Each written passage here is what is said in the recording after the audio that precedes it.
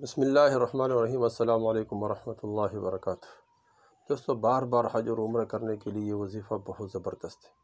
کئی لوگوں کا مجرب وظیفہ ہے اور کئی لوگ اس وظیفے کی برکت سے یہ وظیفہ کئی لوگوں کا مجرب وظیفہ ہے۔ اس کے برکت سے اللہ جل شانہ بار بار حج کرنے کی اور اس طرح بار بار عمرہ کرنے کی توفیق عطا فرمائیں گے۔ لا تقنطوا من رحمت اللہ، اللہ جل شانہ کی رحمت سے کبھی بھی نا امید نہ ہونا۔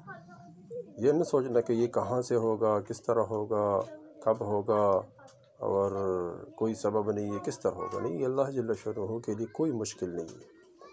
یبسط الرزق لمن یشاء، اللہ جل شانہ جس کے لیے چاہتے ہیں وہ رزق کو خوب وسیع کر دیتے ہیں۔ انکم توکلون علی اللہ علی حق توکلہ لرزقکم کما یرزق الطیر تغدو خماسا وتروح بطانا۔ اگر تم نے اللہ جل شانہ پر اس طرح توکل کیا جس طرح اللہ پر توکل کرنے کا حق ہے، اللہ جل شانہ تمہیں اس طرح رزق دے گا جس طرح اللہ جل شانہ پرندوں کو رزق دیتے ہیں۔ صبح یہ پرندے جاتے ہیں خالی پیٹ، شام کو آتے ہوئے بھرے ہوئے پیٹ۔ کون ان کو رزق دیتے ہیں؟ کوئی تو ہے جو نظام ہستی کو چلا رہا ہے، وہی خدا ہے۔ تو اللہ جل شانہ اس کو، ان پرندوں کو، درندوں کو، چرندوں کو، سارے مخلوقات کو اللہ جل شانہ رزق دے رہے ہیں۔ تو اللہ کے لیے کوئی مشکل نہیں ہے کہ اللہ جل شانہ کسی کے لیے بندوبست کرے تاکہ وہ حج کرے، کسی کے لیے بندوبست کرے تاکہ وہ عمرہ کرے۔ اللہ جل شانہ کے لیے کوئی مشکل نہیں ہے، لیکن اللہ سے کبھی بھی نا امیدی نہ ہو، کبھی نا امید نہ ہونا، اور کبھی یہ نہ کہنا کہ میرے دعا قبول نہیں ہوتی، کیونکہ جو آدمی یہ کہتا ہے کہ میرے دعا قبول نہیں ہوتی، حدیث میں آتا ہے اس کا دعا کبھی قبول نہیں ہوتی۔ اس طرح تو حج و عمرہ کے لیے بار بار جانے کے لیے یہ وظیفہ بہت زبردست ہے کہ ہم سب سے پہلے اذان کے جو اذان ہوتا ہے، اذان کے جواب دیں۔ اللہ اکبر کے بدلے میں اللہ اکبر کہے، اشہد ان لا الہ الا اللہ کے بدلے میں اشہد ان لا الہ الا اللہ، اشہد ان محمد رسول اللہ کے بدلے میں کوئی بھی درود شریف پڑھے، اشہد ان محمد رسول اللہ بھی پڑھے، لا حول ولا قوت الا باللہ پڑھے، حی علی الصلاۃ حی علی الفلاح کے بدلے میں۔ باقی جس طرح اذان کا ہے اس طرح جواب دیں۔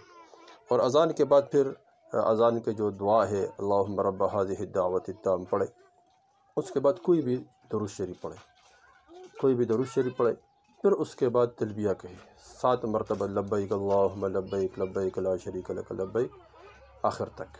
یہ 4 اعمال ہر اذان کے بعد کریں، ہر اذان کے بعد۔ تو انشاءاللہ اس کے برکت سے اللہ جل شانہ غیب سے بندوبست فرمائیں گے، اور اللہ جل شانہ وہاں سے بندوبست فرمائیں گے جہاں انسان کے وہم اور گمان بھی نہ ہو۔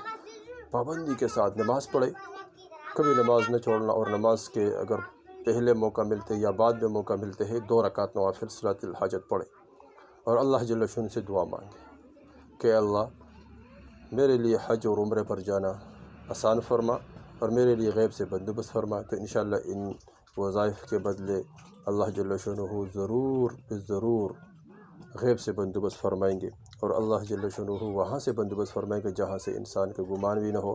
تو اسے وظیفہ خود کرے، آگے شیئر کرے۔ اللہ جل شانہ سے دعا ہے جتنے ہمارے سننے والے ہیں ان کو بار بار حرمین شریفین کی زیارت نصیب فرمائے، ان کے غیب سے بندوبست فرمائے، اور ان کے ضروریات حاجات اللہ جل شانہ اپنے غیبی خزانوں سے پورا فرمائے، اور ان کو ہر قسم فتنے، فساد، لڑائی جھگڑوں سے محفوظ فرمائے۔